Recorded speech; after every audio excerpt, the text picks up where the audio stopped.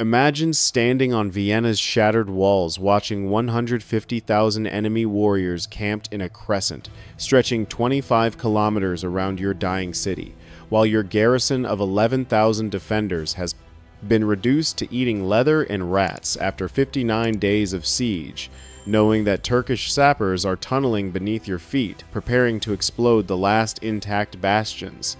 The 11th of September, 1683. You're about to witness 18,000 cavalry thunder down the Kahlenberg Heights in the largest mounted charge in recorded history, generating kinetic energy equivalent to 72,000 hooves moving at 30 kilometers per hour, shattering the Ottoman Empire's 300-year expansion into Europe in just 18 minutes of pure physical violence. Here's what makes this mathematically insane. King Jan III Sobieski of Poland force-marched 300 kilometers in 15 days with 60,000 men, arriving at the exact moment when Grand Vizier Kara Mustafa Pasha had positioned his entire 150,000-man army with their backs to the Danube River and Vienna's walls, trapped between the backway city they'd besieged for 2 months and the hills where death was gathering above them. When those 18,000 Polish Winged Hussars charged downhill at full gallop, the kinetic impact didn't just break the Ottoman line, it obliterated it, like a physics experiment in mass times velocity.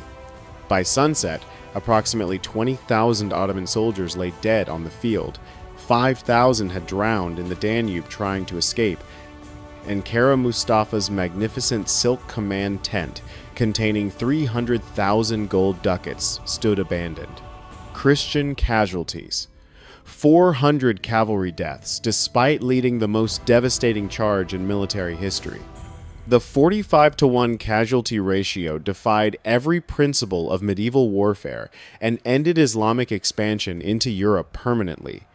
To understand why 150,000 Ottoman soldiers were positioned for slaughter, you need to understand that by 1683, the Ottoman Empire had been expanding into Europe for 3 centuries with an aura of invincibility built on conquest after conquest. Constantinople had fallen in 1453, Belgrade, Budapest, Rhodes, fortress after fortress had crumbled before Janissary assaults and Ottoman siege engineering. Now Grand Vizier Kara Mustafa Pasha commanded the largest Ottoman army ever assembled for European conquest with one goal: capture Vienna, then march to Munich, Cologne, and ultimately Paris itself. The mathematics seemed overwhelming in Ottoman favor. 60,000 elite Janissaries formed the core, slave soldiers trained from childhood who had never known defeat. 40,000 Sipahi heavy cavalry provided the striking power that had terrorized European battlefields for generations. 50,000 irregulars, Tatars, Wallachians, Hungarian rebels filled the ranks.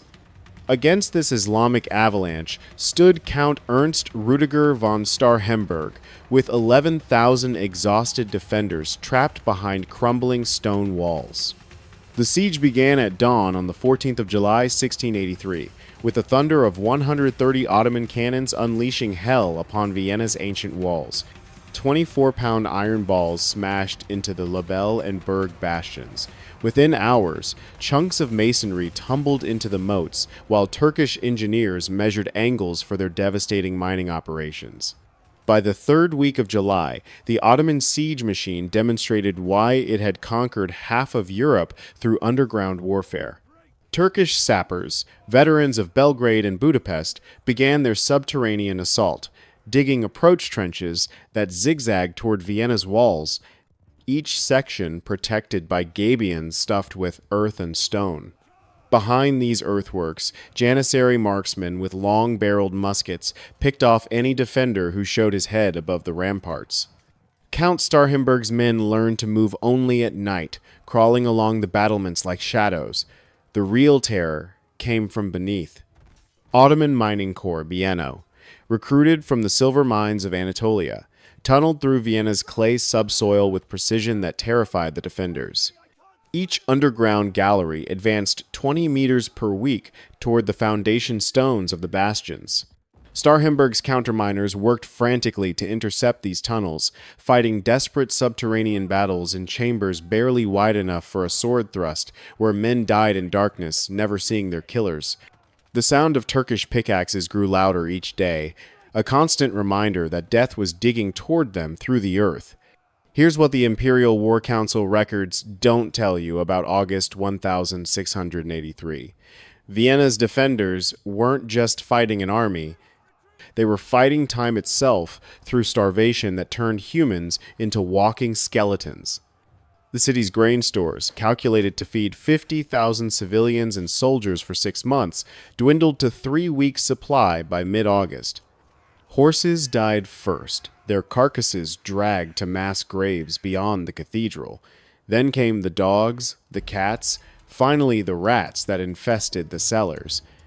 Children with hollow eyes begged for crusts of bread that cost a gold ducat each. Disease stalked the narrow streets with more efficiency than Turkish bullets. Dysentery killed 200 civilians per week. Typhus spread through the overcrowded cellars, where families huddled during daily bombardments. The city's wells, fouled by decomposing bodies and human waste, produced water that tasted of death. Starhemberg's daily reports to the absent Emperor Leopold painted an increasingly desperate picture. August 15th. The enemy mines advanced daily. August 22nd. Our powder magazine reduced to 40 barrels. August 30th. Without immediate relief, the city cannot endure beyond September 15th. Then everything changed on August 31st when Turkish mines exploded beneath the Lobel bastion. The massive detonation hurled stone blocks 300 meters into the air and opened a breach 40 meters wide.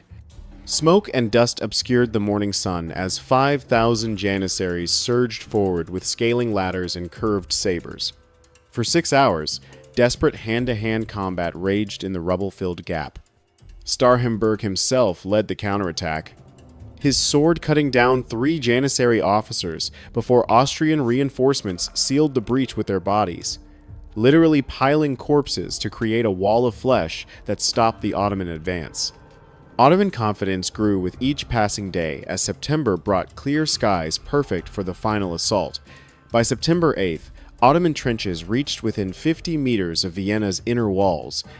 Turkish marksmen could hit individual defenders from their advanced positions. Janissary assault troops sharpened their yataghans and checked their scaling equipment. The siege had consumed 8,000 Austrian lives and reduced Europe's greatest fortress to a hollow shell defended by walking skeletons. Yet Starhemberg refused every surrender demand. The Austrian count knew that 60,000 relief troops were marching south through Bohemia, led by the most famous cavalry commander in Europe. Jan Sobieski's messengers had promised arrival by September 10th. 2 days remained before Vienna's walls crumbled completely. Then came the message that changed everything. A single coded letter smuggled through Turkish lines on September 8th. 3 words in Latin that electrified the dying garrison. Venio, video, vinco, I come, I see, I conquer. Jan III Sobieski, King of Poland, was approaching with 60,000 men of the Holy League Relief Army. The Polish king had covered 300 kilometers in 15 days, marching through hostile territory while Ottoman raiders snapped at his flanks. His force represented the largest Christian coalition assembled since the First Crusade. 18,000 Polish Winged Hussars formed the devastating spearhead. 10,000 German and Austrian infantry provided the anvil, Saxon cavalry, Imperial dragoons, and Bavarian pike squares filled the ranks.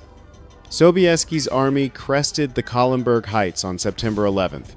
As the sun set behind them, the sight that greeted them defied belief. The Ottoman siege stretched like a dark ocean around Vienna's walls, with hundreds of cooking fires twinkling in the gathering dusk. The crescent banners of Islam flew from positions that had been Christian territory for 400 years. The largest army in Ottoman history lay spread below them, confident in victory, unaware that death was gathering on the hills above. But Kara Mustafa had made one fatal error in his moment of triumph. The Grand Vizier had positioned his entire force between the Danube River and the Kahlenberg slopes, with Vienna at his front. There was nowhere to retreat. When the Christian cavalry charged, his massive army would be trapped against the very city walls they had spent 2 months trying to breach. What happened next defied every principle of Ottoman intelligence gathering. Despite commanding 150,000 men and controlling every road within 50 kilometers, Kara Mustafa's scouts completely failed to detect Sobieski's approach.